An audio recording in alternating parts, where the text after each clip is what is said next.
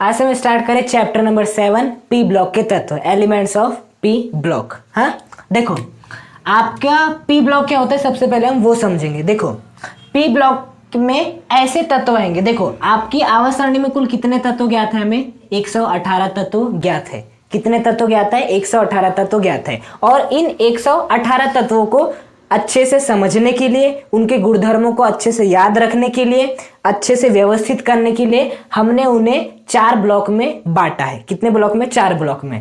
पहला ब्लॉक है आपका एस ब्लॉक, दूसरा है आपका पी ब्लॉक, तीसरा है आपका डी ब्लॉक और चौथा क्या है आपका एफ ब्लॉक। ये आपके 4 ब्लॉकों में हमने क्या बांटा है? इन 118 तत्वों को विभक्त किया है ताकि हम आवर्त सारणी को बहुत अच्छे से समझ पाए।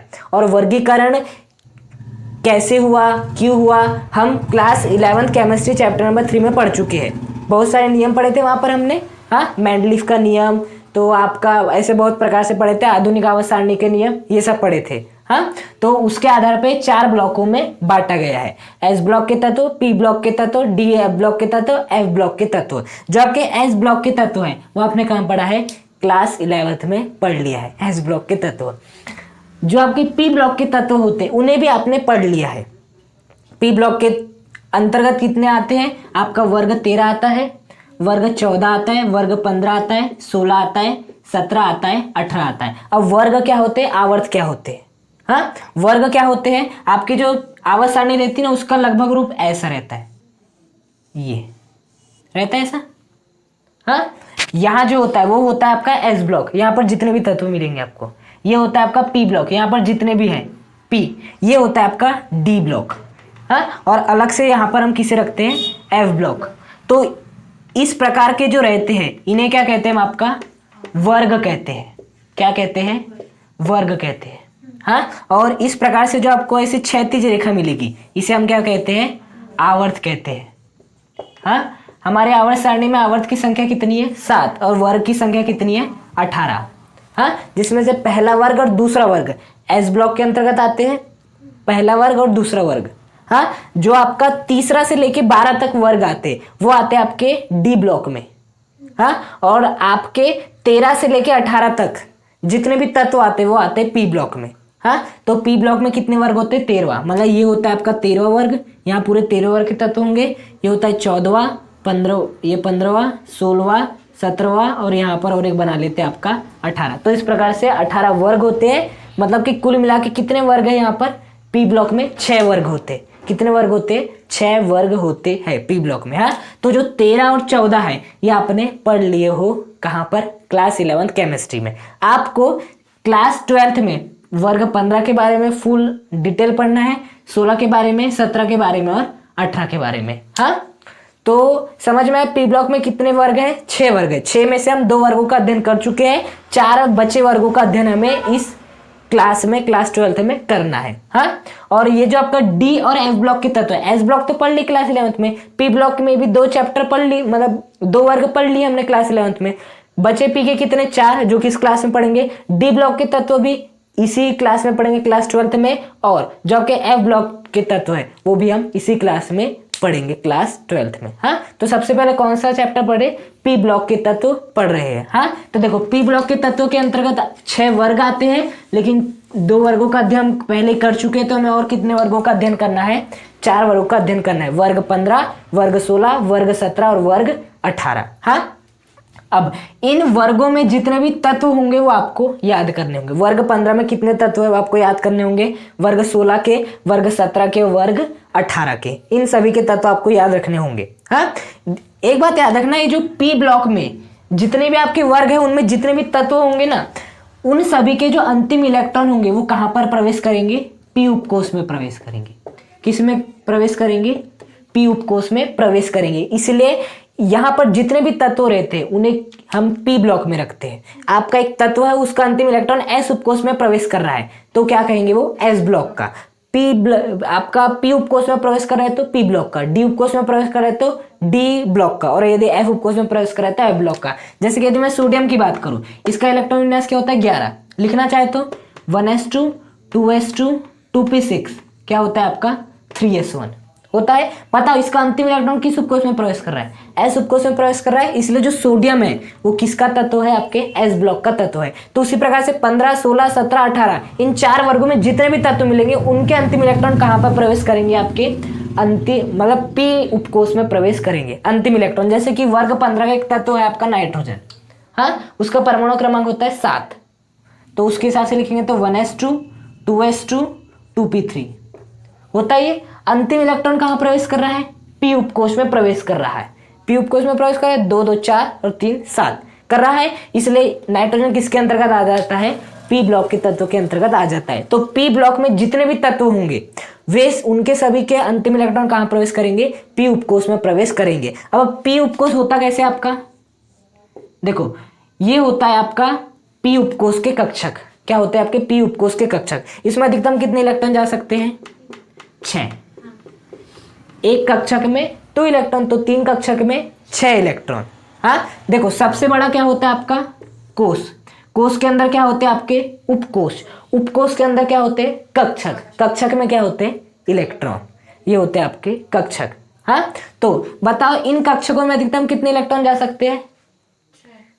6 इलेक्ट्रॉन जा सकते हैं, इसलिए कितने वर्ग हैं? 6 वर्ग है।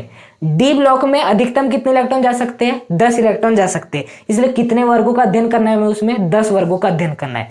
3 से लेके 12 तक कितने अध्ययन होंगे? मतलब कितने वर्ग होंगे? 3 4 5 6 7 8 9 10 11 12 10 वर्ग आ रहे, इसलिए एफ ब्लॉक में मतलब कि जो आपका एफ कक्षक होता है उसमें अधिकतम कितने इलेक्ट्रॉन जा सकते हैं? 14। तो उसमें हमें कितने वर्गों के बारे में अध्ययन करना है? 14 वर्गों के बारे में अध्ययन करना है। जबकि एस ब्लॉक में केवल एक ही तो कक्षक होता है, उसमें अधिकतम कितने इलेक्ट्रॉन जा सकते हैं? 2। इसलिए कितने मतलब यहाँ पे कितने वर्ग पढ़ने रहते? केवल 2। कौन कौन सा? वर्ग 1 और वर्ग 2। बात है समझ में? हम किस ब्लॉक की बात कर रहे हैं? पी ब्लॉक की बात कर रहे हैं। हाँ तो उसमें हम 4 वर्गों को पढ़ने वाला, वर्ग 15, वर्ग 16, वर्ग 17, वर्ग 18। इसमें जितने भी तत्व आएंगे उन सभी के अंतिम इलेक्ट्रॉन कहाँ पर प्रवेश करेंगे? पी उपकोष में प्रवेश करेंगे। पी उपकोष मतलब ऐसा जो हम लिखते हैं ना 2p 3s 3p, वैसा वाला उपकोष। हाँ तो देखो अब हम आज से कौन सा यहाँ पर स्टार्ट करें? वर्ग आपका वर्ग नंबर 15। कौन सा स्टार्ट करें? वर्ग नंबर 15। तो देखो वर्ग 15 के सबसे पहले हमें क्या याद होना? तत्व याद होना कि वर्ग 15 में कौन कौन से तत्व पाए जाते हैं। हाँ तो देखो वर्ग 15 का जो सबसे पहला तत्व है वो क्या है आपका? नाइट्रोजन। क्या है? नाइट्रोजन। उसके बाद क्या है? फास्फोरस। फिर क्या होता है? आर्सेनिक। फिर क्या आता है आपका? एंटीमनी। और फिर क्या आता है आपका? बिस्मथ। ये आपके कितने तत्व आते हैं? 5 तत्व आते हैं। इन 5 तत्वों के बारे में आपको अच्छे से मालूम होना, क्योंकि आप यदि ये मालूम है, इनके परमाणु क्रमांक मालूम है, तो आप कर सकते हो अच्छे से वर्ग 15 को कवर। हाँ तो देखो नाइट्रोजन का जो परमाणु क्रमांक होता है वो कितना होता है? 7। फास्फोरस का कितना होता है?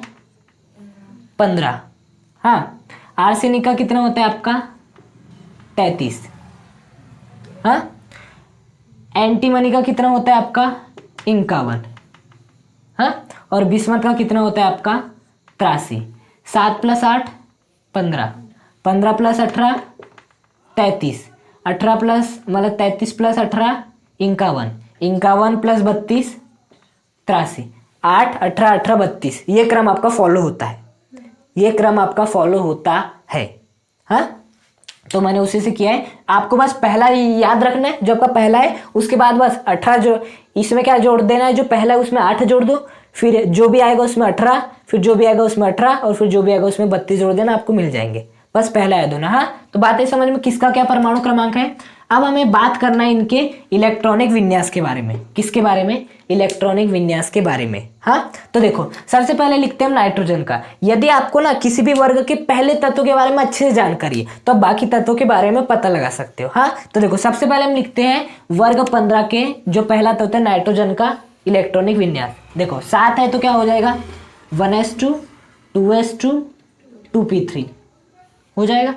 15 के हिसाब से लिखो 1s2 2s2 2p6। हाँ आपका 3s2 और क्या हो जाएगा आपका 3p3 हो जाएगा। 3 4 5, 5 और 6 11, 12 13 14 15। हाँ देखो, जो आपका पहला था नाइट्रोजन, अंत में क्या आ रहा था 2s2 2p3। इसमें क्या आ रहा था फास्फोरस में 3s2 3p3। यहाँ बता सकते हो क्या होगा 4s2 4p3। इसका जो बाह्य इलेक्ट्रॉनिक विन्यास होगा इसे कहते हैं बाह्य इलेक्ट्रॉनिक विन्यास।